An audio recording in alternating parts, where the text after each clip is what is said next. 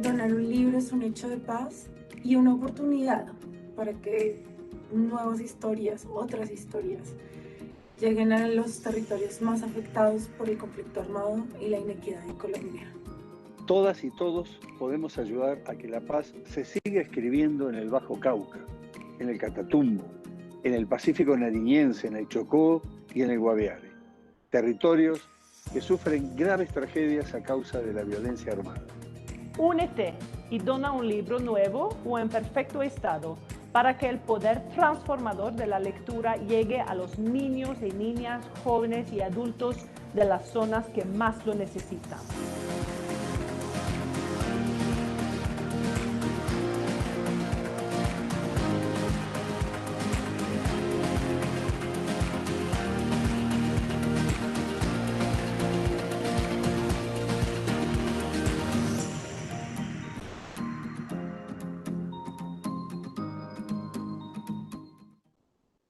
Bienvenidos a la Feria Internacional del Libro de Bogotá. Imaginemos y vivamos juntos esta historia.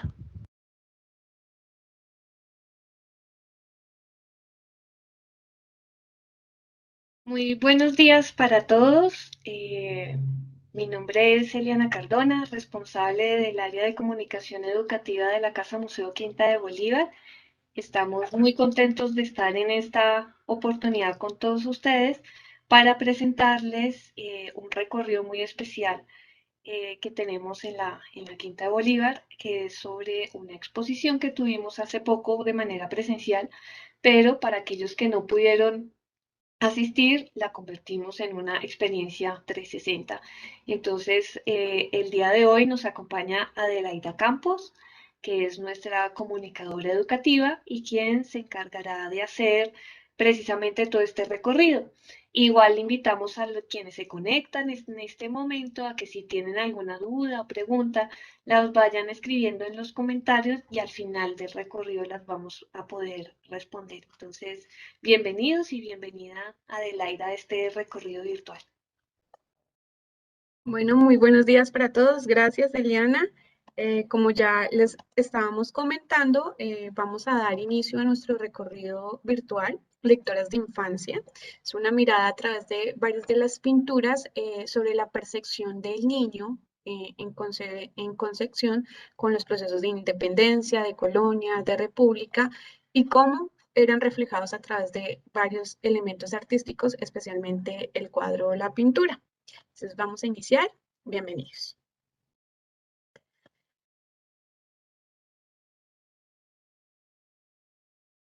Bueno, para empezar, hacer una lectura de infancia en estos años implica, pues, especialmente irnos hacia la historia y hemos encontrado que hay temas recurrentes o elementos que se hacen presentes a través de los cuadros como la familia, la religión, la política. ¿Y cómo interactuaban estas infancias? ¿Cuáles eran las percepciones? Eran percepciones muy distintas a lo que hoy contemporáneamente conocemos. En ocasiones, los niños aparecían como personajes secundarios, como acompañantes de los adultos. En otros momentos, solo eran los protagonistas. En muchos casos, las representaciones de infancia eran ambientes políticos y sociales de esos años. Lo primero que podríamos decir es que hemos encontrado representaciones artísticas de la infancia desde las primeras luces de las pinturas. Los niños no solían poseer poseer una individualidad específica que permitiera distinguirlos. como noción de identidad particular.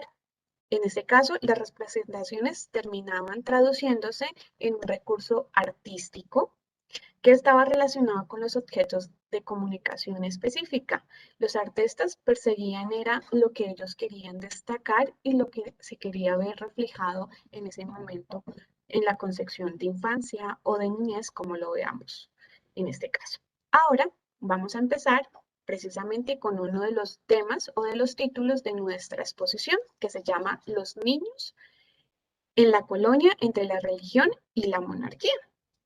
En este caso, a finales del siglo XVII, los niños empezaron a tener un lugar en el arte neogranadino, como ustedes pueden ir detallando en las imágenes que les estamos mostrando, ya sea por medio de representaciones del nacimiento o crianza de los santos o junto a las autoridades monárquicas virreinales. Artistas como por ejemplo Alfonso de Heredia o Gregorio Vázquez de Arce permitían como todos estos procesos.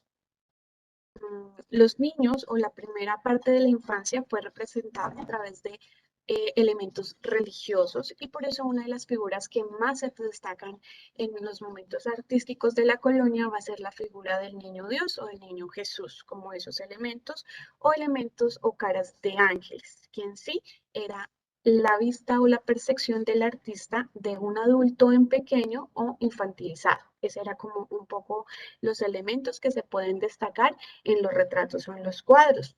Los niños hablan de elementos de pureza, de transmisión de valores de la familia, de la crianza, de la templanza, por eso casi siempre también sus trajes eran representados por ciertos colores, o el blanco, o el rosado, o los azules, que es como esa transmisión.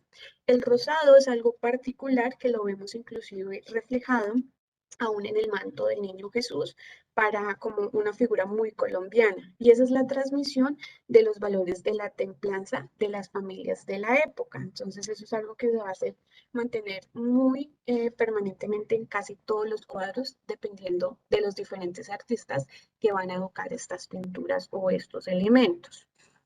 El arte religioso, además, en el Nuevo Reino de Granada, permitía mostrar la pluralidad que vivía la infancia. Podría ofrecer algunos acercamientos y creencias de los valores, como les estaba diciendo, de la sociedad neogranadina. Estos retratos aproximadamente ocupaban ciertos lugares. En este caso, los retratos estaban realizados o hechos para conocer lo que se estaba viviendo, pero para decorar muy pocas casas o muy pocos espacios públicos o sociales. La mayoría de los retratos van a estar en instituciones educativas, si ya existían, en diferentes elementos o espacios de territorio, y especialmente se veían o se podían ver evidenciados era en las iglesias o en los espacios religiosos, que era como lo que marcaba también la tendencia para ese momento. Por otro lado, pues cuando se hablaba un poco de la imagen de ángel o de la infantilización de los ángeles en el arte neogranadino, esto hace parte de una especie de herencia y de esas tradiciones artísticas europeas que habían llegado a América. Una de las representaciones de los ángeles como niños era una práctica que empezaba a evolucionar y que está evolucionando desde la Edad Media. Y en este caso, porque el significado o el semántico de ángel significaba ser un mensajero. En hebreo era que anunciaba algo. Entonces, por eso los niños anuncian la llegada de algo nuevo, la crianza, como la expectativa. Y eso era lo que reflejaban estos retratos para su momento. La figura infantil, pues no pasó de algunos elementos religiosos para la parte de la colonia. Haciendo la transición a otra época, que es el segundo tema de esta exposición, pues ya se van a ver otros elementos más. Pues ahí ustedes siguen viendo varios cuadros de religiosos que tienen que ver con la colonia. Nos vamos en este caso a centrar un poco en esta parte de la exposición que habla especialmente sobre la independencia a través de la infancia. Este tema o este elemento de independencia a través de la infancia nace especialmente como un proyecto republicano visto a través de las alegorías de una representación de las diversidades de los habitantes que conformaban el país. muchos de estos retratos que vamos a empezar a ver con elementos de independencia nos hablan especialmente de qué familias representaban a nivel social ese ciclo, esa importancia o ese poder en la ciudad. Y muy pocos niños eran, digamos que, colocados en un segundo plano, como en este caso el retrato que ustedes están viendo o detallando, que se conoce como La Reyerta. Este es un retrato del autor Pedro Alcántara Quijano, pintado en 1940 y solo sobre tela.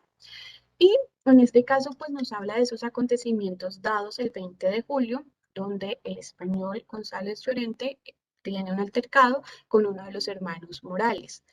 Al lado izquierdo del cuadro ustedes pueden ver la pintura de un niño o la imagen de un niño. Este niño se conoce como Juan Pólvora. Es como el nombre que se le ha dado al artista. Y este niño, pues ustedes pueden ver que es un niño con unas prendas muy diferentes, inclusive a los personajes principales. Está descalzo, pero está muy atento a a los detalles o a lo que se está presentando en esa pelea, pues que lleva a acontecimientos mucho más grandes para nosotros. En este caso, esa imagen de ese niño pues nos habla de unas pocas imágenes que ya salen de esa parte religiosa que yo les venía hablando, que nos deja ver a un niño muy posiblemente de clase media o clase baja, podría ser el hijo de algún vendedor. El día de la reyerta o el 20 de julio fue un día de plaza, de mercado, y precisamente esa va a ser la esquina que da a toda la casa o toda la parte de la plaza principal, que era el lugar donde se llevaba pues la plaza de mercado o el mercado en la ciudad de Santa Fe de Bogotá para ese entonces. Entonces el niño, como uno de los tantos transeúntes del momento, pues va a estar ahí presente. ¿Qué pasa con este niño? Este niño, según la historia, después de algunos momentos de la trifulca o de la pelea, cuando Llorente suele escapar y esconderse en una casa, donde la historia nos comenta que él se disfraza de mujer y sale a la calle esperando que no vaya a ser linchado, el niño es el que se da cuenta que no es una mujer.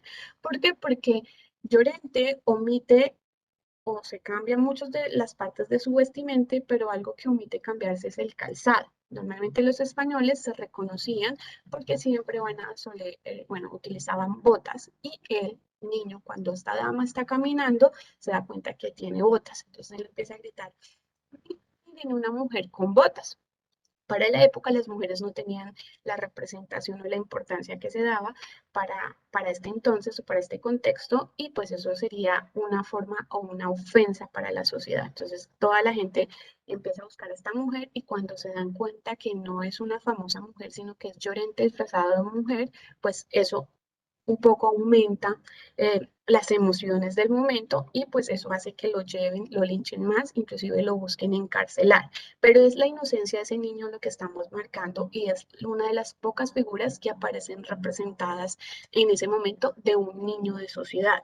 ¿Por qué? Porque pues aparecerán más retratos de infancia en los momentos de independencia, pero estos niños o hablan de algunos niños de costumbres, de qué era lo que también hacían, de la escuela, de los juegos, del mercado y demás, o si no, vamos a ver, son muy pocos próceres, en este caso retratados en su forma de niños.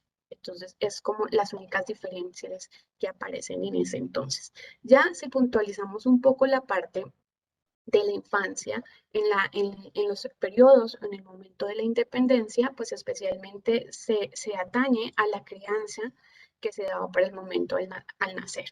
Se dice que en la época se denominaba parvulitos a los niños que acababan de nacer, y que al crecer se les denominaba párvulos, que su cuidado en principio estaba dado a en este caso como a su nodriza o a su nana o a su haya, dependiendo de las zonas. Y pues aquí cabe rescatar una de las figuras más importantes en el proceso de la independencia, que viene a ser Simón Bolívar. Entonces Simón Bolívar, al nacer, su madre queda algo débil de salud, entonces ella ni siquiera lo amamanta una señora de clase media de la sociedad, y al no poder ella estar presente, pues lo que hacen es traer una esclava de la hacienda de su padre, y es la que le va a dar pecho a Bolívar, que se convierte en la famosa Hipólita, la nana del Libertador, la nodriza y la que lo acompañará y lo criará pues casi a lo largo de la vida del Libertador. Entonces son como esos elementos que nos hablan y que destacan de la época. Se solía pensar que muchas de las mamás no daban o no lactaban a sus hijos porque esto las secaba, las enfermaba o inclusive las debilitaba. Entonces por eso se contrataban personas especiales para la crianza de esos niños, sean de alta sociedad o no lo sean. Y estas personas que se encargaban de la crianza o de los cuidados específicos, como la limpieza, el canto, el dormir, el pasear y demás, pues vienen a ser esas damas de compañía, esas nanas, que muchas de esas van a ser sirvientas o esclavas, llamémoslas indígenas especialmente o negras para el momento o para la sociedad. Ya cuando el niño tenía aproximadamente una edad pertinente, que sería entre los 10 12 años, pasaría a una crianza muy diferente, que era en este caso los procesos de educación. Estos procesos de educación se daban cuando el niño se convertía en aprendiz y dependía ya de su maestro o de su tutor. Si seguimos hablando del personaje que yo les hablaba, Simón Bolívar, en este caso la educación o su tutor va a ser su maestro Simón Rodríguez, que es el encargado en este caso de darle como los primeros elementos de conocimiento y de educación, aparte de las bases de la lectura, la escritura, sino que se empiezan en este caso a transformar otros elementos más. Pero no todo era parte de esos conocimientos o de esas primeras ciencias cuando hablamos de aprendices. Los aprendices también era la introducción a la sociedad de estos niños con la parte del trabajo o de la labor. Entonces la parte laboral de los niños se reconocía especialmente como por dos elementos. Uno era qué podía hacer y qué se le exigía hacer para que él empezara como a conocer la fuerza, a desarrollar como el valor del dinero y demás, pero esto no se le iba a pagar al niño, sino que simplemente era como la introducción a esas tareas o esas labores de esfuerzo que se le daban. O lo otro eran los campos laborales dados en este caso hacia la guerra, porque estamos en pleno proceso de independencia. Entrar en este caso como a la parte militar se daba por dos cuestiones. Una, la parte voluntaria, o la segunda era porque los padres de familia daban a sus hijos a la fuerza. Entonces, digamos que son como esas dos condiciones, o quieres o te toca. Y ya empezaba como toda esta parte militar, que es la parte de la mayoría de nuestros próceres en su momento. Ustedes están detallando una figura de una especie de dibujo de un niño montando ahí como en un caballo de juguete o de madera.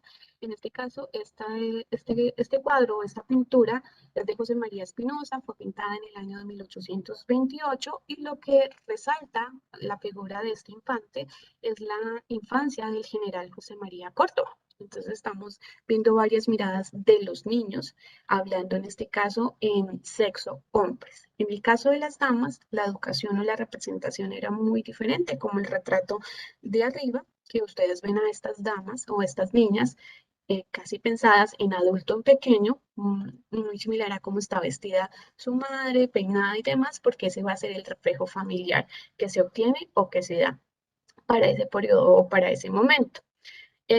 Si retomamos un poco lo que yo les hablaba de la parte laboral en la guerra, pues también permitía desarrollar en los niños cualidades. Esas cualidades eran en este caso pues como la fuerza, la valentía, el coraje, que era lo que se buscaba bastante para empezar, en este caso, a escalar en varios rangos militares que se tenían para el momento y también podrían ahí pasar a desarrollar diferentes roles de espías, roles para combatir, para llevar mensajes o ser mensajeros, entre otros, según varios, digamos que, historiadores de la época, que es lo que resaltan en este caso.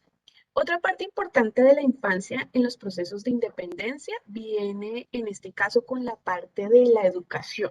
Y la educación está dada aún por la iglesia, que es algo bastante fuerte.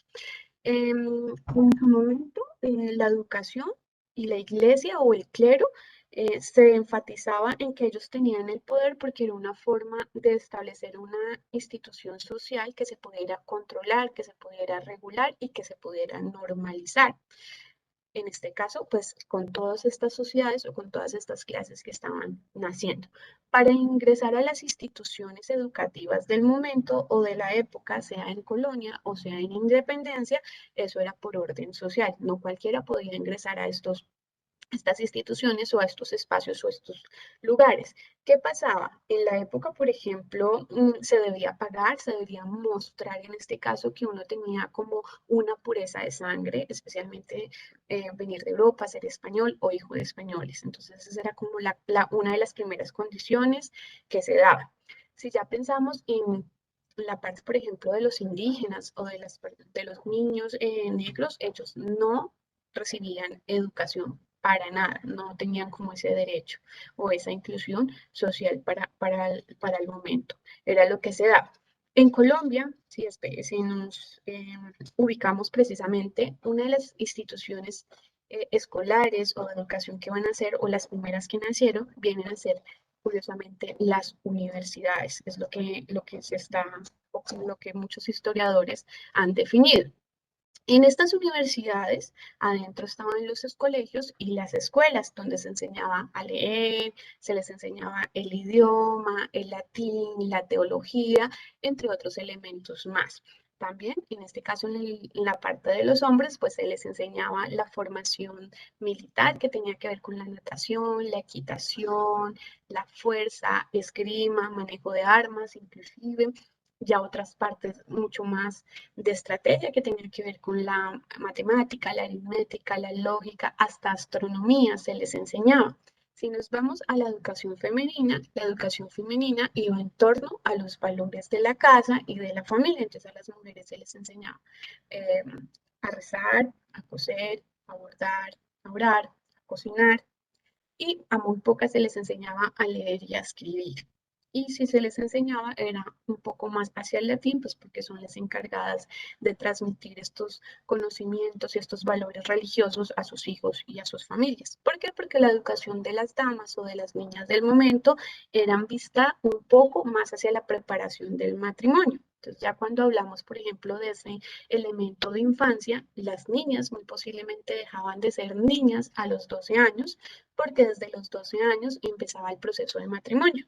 En la época se dice que una mujer debería casarse de los 12 a los 25 años aproximadamente. Si no contraía matrimonio en esa etapa de su vida, quedaba para vestir santos. De ahí nace ese famoso hecho. Obligatoriamente se podría convertir o en monja o en dama de llaves de la familia, que sería la encargada como de administrar toda la servidumbre, de criar a sus sobrinos, pero ya digamos que la parte de ser esposa o madre de familia había sido ya borrada un poco de su destino, de su vida, porque no había cumplido como con esas reglas que dictaba la sociedad para ese entonces. Entonces es un poco lo que se da.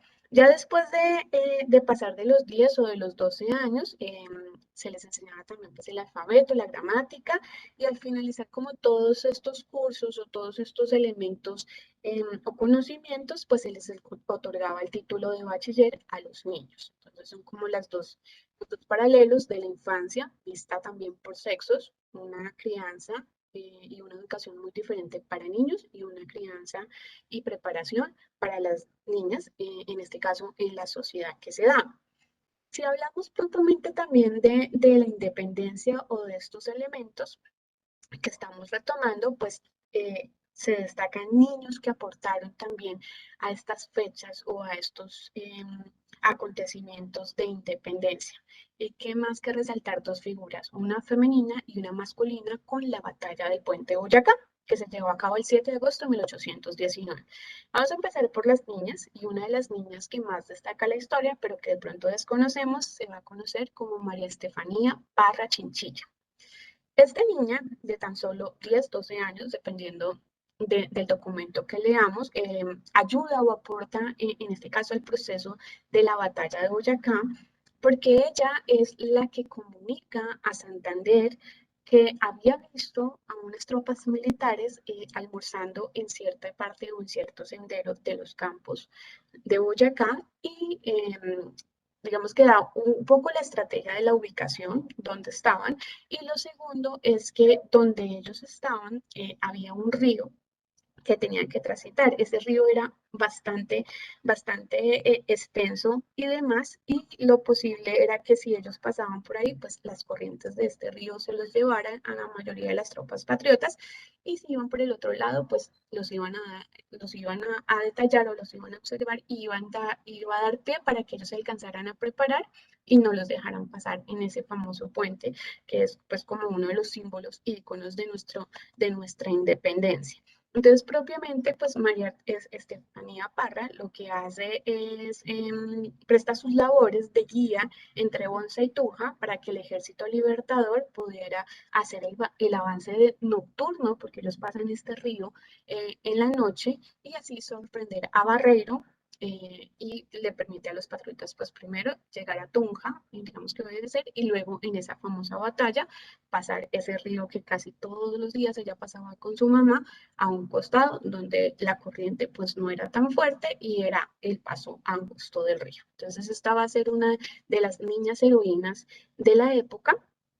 Y otro que de pronto sí podemos conocer mucho más recurrente, pues va a ser el famoso Pedro Pascasio Martínez, que fue el que en este caso aprisionó a Barreira y se lo entregó en este caso al mismo Bolívar después de los ataques de la batalla. Entonces es por este niño que Barreiro queda apresado y que es entregado al Libertador.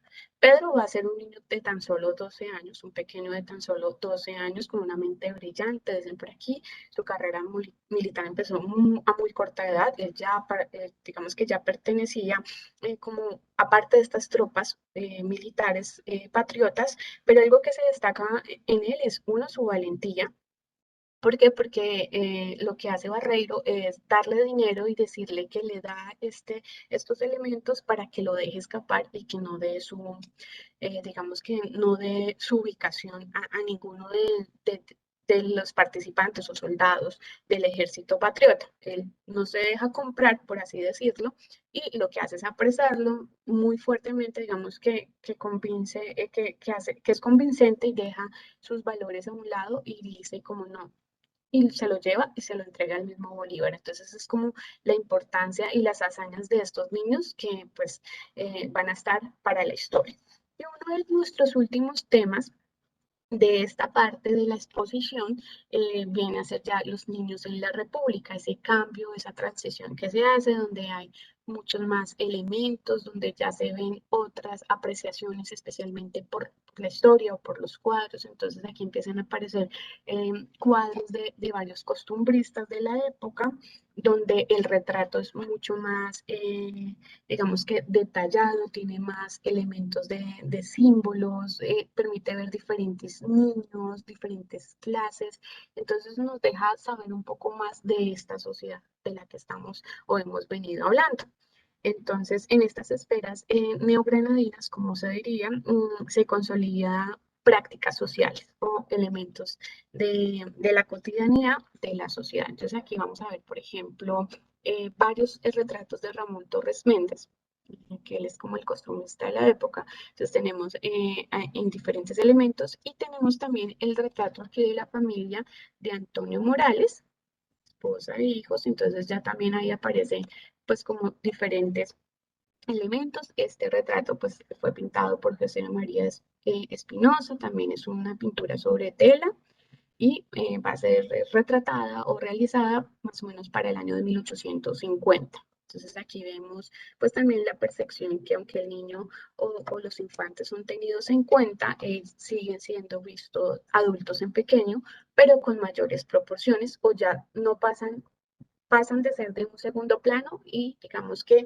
en este caso se resalta ya o compone un poco más la pintura. Aparte, si ustedes recuerdan lo que yo les hablaba del cuadro de la Reyerta, donde el niño estaba como un lado y las figuras centrales son las que suelen llamar la atención. Entonces aquí vemos a esa niña que siguen estando los elementos sociales que ya mencionamos a través de la religión, de la crianza, de la educación, de las mismas familias, de los contextos sociales, de las clases sociales también. Pero entonces vemos a una niña muy rígida, igual, casi vestida igual que su señora madre, en este caso, los peinados muy compuesta, muy seria y demás. Y pues estos cuadros de familia también vienen a ser una marca en ese proceso que se está dando de república porque es como el sello que se da de la familia. Entonces muchas familias empiezan a empezar a retratarse a sí mismos para dejar como una marca a nivel social y como elementos decorativos y como una moda que se da también para ese momento, ya que los cuadros que decoraron por mucho tiempo las casas y aquellos que tenían como el dinero y la forma de obtenerlos vienen a ser simplemente cuadros o religiosos o mitológicos. Y los siguientes cuadros que van a aparecer son estos, los cuadros familiares, que por lo general era uno o dos, donde se resalta como esa importancia y no cualquiera tenía este tipo de cuadros. Ya en la siguiente faceta, pues vamos a ver varios elementos de cuadros de costumbres, como yo les mencionaba, de niños. Entonces ahí vemos como la participación y las prácticas que se dan. Entonces los niños jugando, qué era lo que se jugaba, cómo se vestían, unas vestimentas mucho más sencillas, más simples, porque son niños que tienen, digamos que una transición diferente o que muy posiblemente pertenecen a otro grupo social que se daba para el momento. Entonces igual, los niños siguen, en este caso, resaltando como sus diferencias, entonces ahí pueden percibir a unos sirvientes, a dos niños negros y ya pues al fondo o un infante un poco mayor que ellos de otra clase que podría ser su amo, inclusive porque aún se habla de esclavitud. Entonces son como esas percepciones que se dan, la seriedad, la distinción de prendas, de ropas más sencillas, ropas más delicadas o más costosas o mejor, en este caso, compuestas, bordadas y demás. Entonces se dan en esos contextos. Hay un cuadro que está muy cerca a estos que ustedes están detallando y que destaca mucho la parte de la República, y Camila me ayuda, que es La Dama y la Niña. Entonces este cuadro tiene que, ha llamado mucho la atención porque la obra se titula especialmente La Dama Santafereña.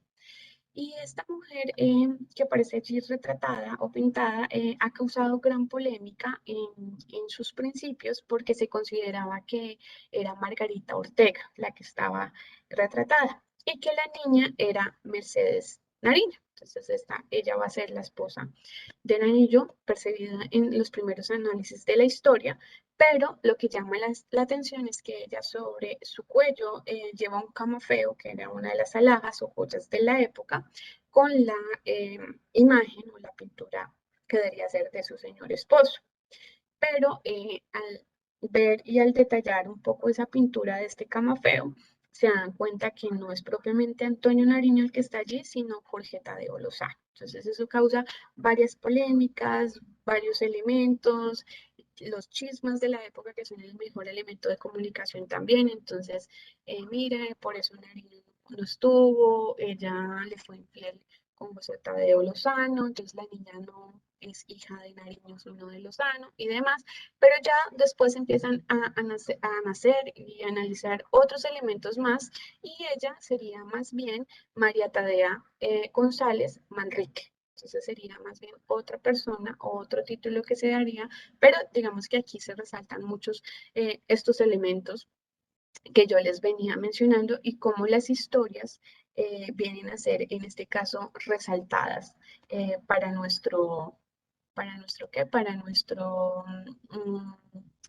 nuestra historia y para esta parte de la concepción de niño. Entonces aquí, pues, digamos que algo que suele llamar la atención mucho es que con la historia o con el retrato, miren que se sigue dando importancia más a la mujer que a la niña que está retratada allí. Entonces todos hablan de ese caso, del camafeo, de quién es la mujer y la niña, sea hija o no sea hija de Nariño o de Jorge Tadeo Lozano, pues digamos que pasa a un segundo plano. Y es lo que se viene dando hasta ya principios del siglo XX, donde ya empiezan a verse el niño como algo mucho más importante dentro de la sociedad, donde la educación cambia, varía, donde se empiezan a tener unos papeles muy divergentes y donde ya solo hasta 1991, dentro de la Constitución, se ven o se atienden a los niños como parte de ciudadanos con derechos en nuestra sociedad. Entonces ahí está como un poco la importancia que se da dentro del retrato o el cuadro. Entonces, hasta aquí finalizamos nuestro recorrido por esta exposición, Lecturas de Infancia. Mm, Y pues vamos a dar apertura si tienen a preguntas o inquietudes sobre la exposición. Ade, muchas gracias por el recorrido, por la exposición de lecturas de infancia. Igual invitamos ahí a los visitantes que ingresan a la página web del museo a recorrerla y a detallar cada uno de los cuadros. No sé si haya preguntas del público eh, para darles respuesta. em, y si no, pues les agradecemos un montón el haber estado hoy con nosotros y los invitamos también a estar muy pendientes de nuestras redes sociales, eh, de todas las actividades que estamos generando desde la Casa Museo Quinta de Bolívar para todos los públicos, e invitarlos también a ser parte de las actividades, talleres y servicios educativos que ofrecemos para todos y a visitarnos, los que puedan visitarnos y los que no nos puedan visitar, pues a recorrer este tipo de exposiciones de manera virtual. No sé, Ade, si quieras añadir algo más. Nos cuentan que no hay preguntas por nuestras redes sociales, entonces no sé si nos quieras añadir algo más. No, pues simplemente agradecerles pues por participar de este evento de la Feria del Libro. Igual siguen muchos eventos más y que pues visiten como todas las páginas sociales y redes sociales, las páginas web de las instituciones que estamos participando, porque van a encontrar muchos temas de interés que les involucran. Casi los museos semanalmente tenemos ofertas culturales, familiares, institucionales, entonces para que se antojen.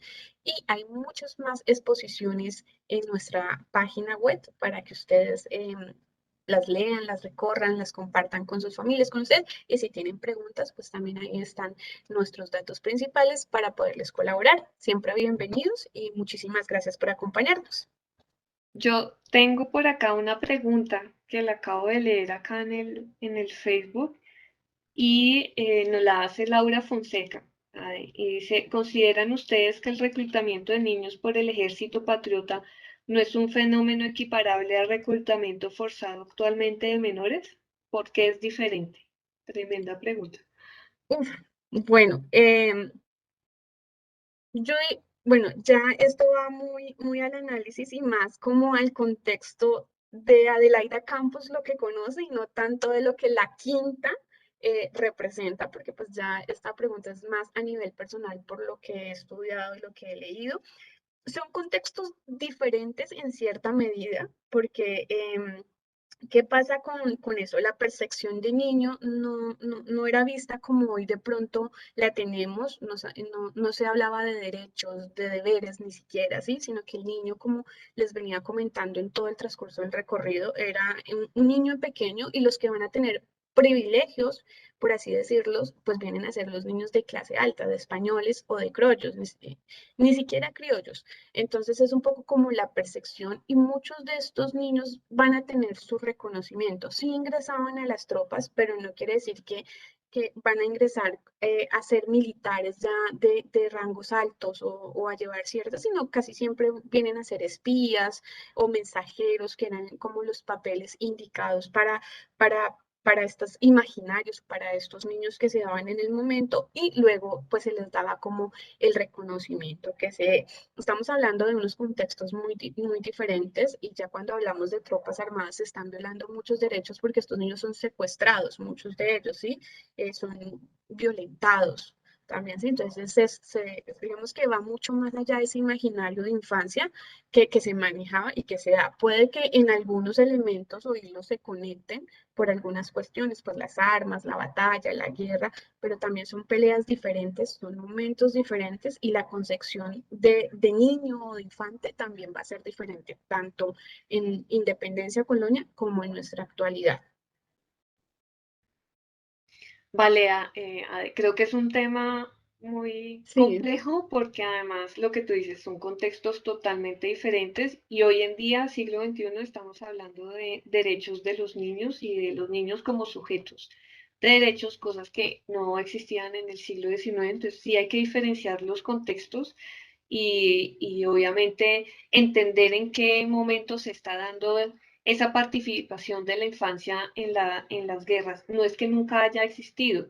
La infancia ha participado en las guerras desde siempre, incluso en la Guerra de los Mil Días también hubo reclutamiento de menores para las fuerzas tanto liberales como conservadoras de ese momento. Entonces los niños han estado presentes. Lo que pasa es que hoy en día con toda esta parte de su reconocimiento como sujetos de derechos y con toda esta idea por supuesto, de la protección de la infancia, pues hay un énfasis muy claro de rechazar de tajo todo lo que sea el reclutamiento infantil y la violencia hacia los niños. Pero sí es importante como diferenciar en qué momento se está hablando y qué momento se está viviendo, ¿no? Muy diferente siglo XIX de independencia a ahorita con el reclutamiento forzado que seguimos viviendo, ¿no?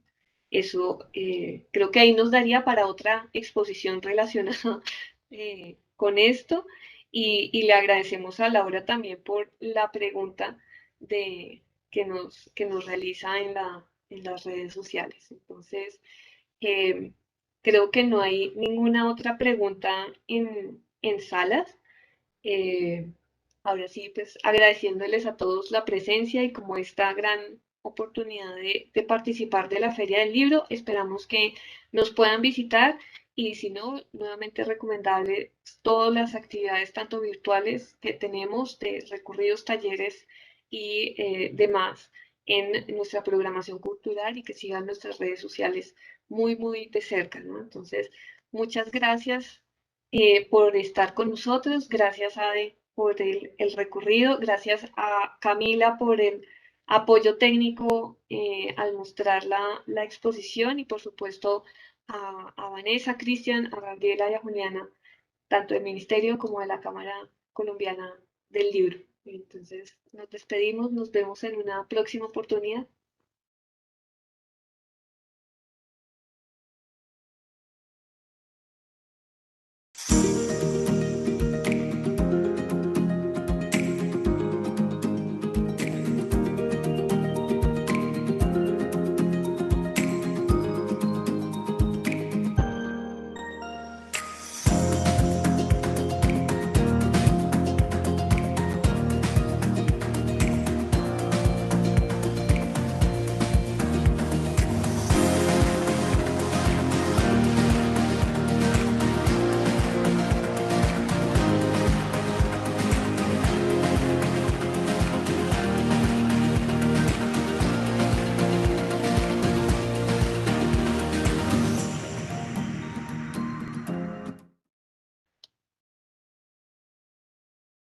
¿Listo?